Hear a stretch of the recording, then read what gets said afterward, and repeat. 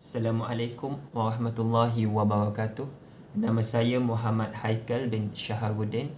Jadi, tajuk pengucapan awam saya pada hari ini akan menceritakan berkenaan dengan kepentingan melibatkan diri dalam persatuan. Jadi, kalau kita lihat mana-mana institusi mereka mempunyai persatuan, sama ada yang melibatkan persatuan antara pelajar ataupun persatuan kebajikan ataupun persatuan dengan alam sekitar. Semua persatuan ini akan memberikan kesan yang sangat besar kepada pelajar. Jadi saya akan memberikan 3 kesan yang melibatkan pelajar dan persatuan. Okey, yang pertama saya akan menceritakan tentang kesan kepada pelajar iaitu mencungkil bakat. Yang kedua ialah menyumbang idea dan yang ketiga ialah menjadi insan yang proaktif. Jadi kita pergi kepada poin yang pertama iaitu mencungkil bakat. Jadi kita lihat di sini bila mana seseorang pelajar melibatkan diri dalam persatuan, mereka akan dapat mencungkil bakat sedikit demi sedikit.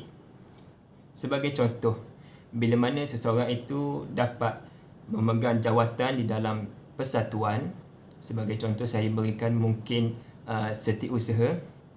Dalam masa yang sama dia akan melibatkan diri untuk berusaha menjadikan salah seorang setiausaha yang sangat berkesan bila mana kita menyiapkan laporan ataupun kita ingin membuat kertas kerja, kita perlukan rujukan mungkin daripada internet ataupun daripada pihak office. Jadi kesan daripada rujukan ataupun usaha untuk menjadi salah seorang setiausaha yang berguna kepada persatuan, dia akan membuatkan bakat kita menyelah.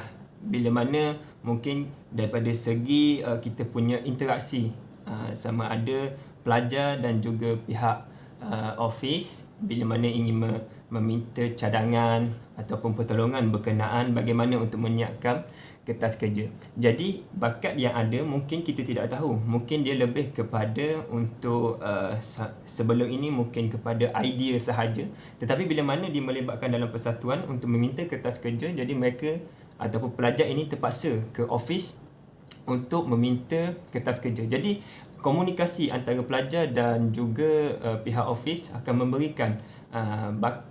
memberikan kesan kepada pelajar ini. Jadi mungkin dia tidak tahu, mungkin sebelum ini dia lebih kepada mengambil contoh daripada kawan-kawan, lebih kepada percakapan biasa, tetapi kepada pihak office mungkin percakapannya lebih baik.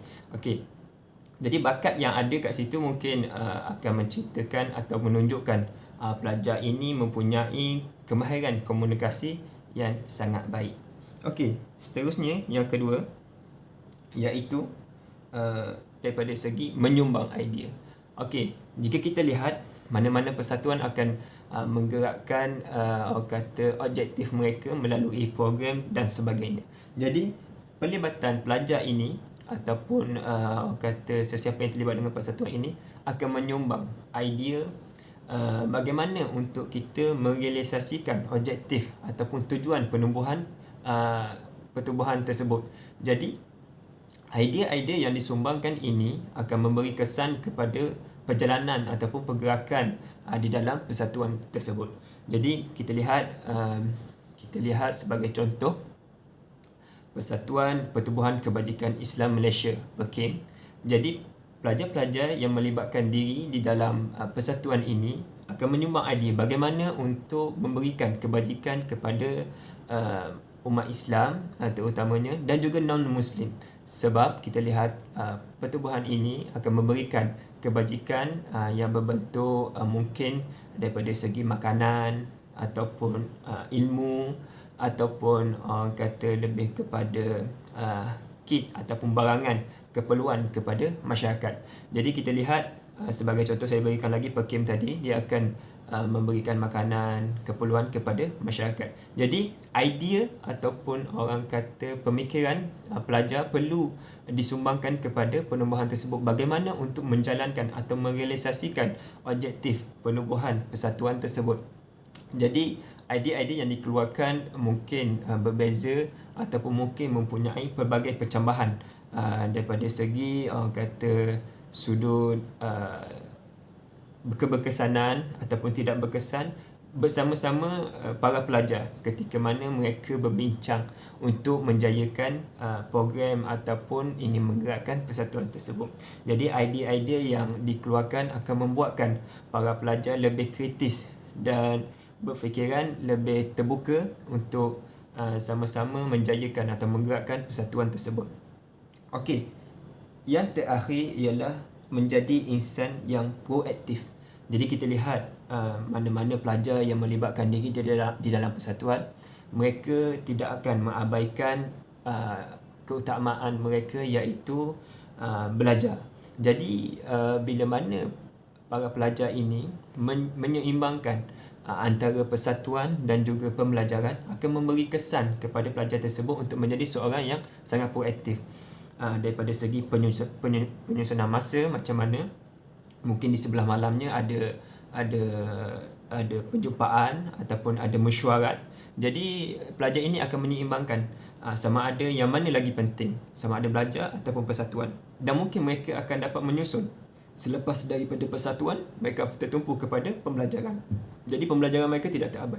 Jadi ini membuatkan seseorang itu menjadi insan yang sangat proaktif. Jadi yang terakhir ialah kesimpulan kepada tajuk saya pada hari ini ialah pentingnya untuk kita para pelajar melibatkan diri dalam persatuan untuk menjadi model insan yang bermanfaat kepada masyarakat. So jadinya dalam masa yang sama, bila mana kita terlibat dalam persatuan, dia punya keputusan di penghujungnya akan memberi kepada masyarakat, insya-Allah.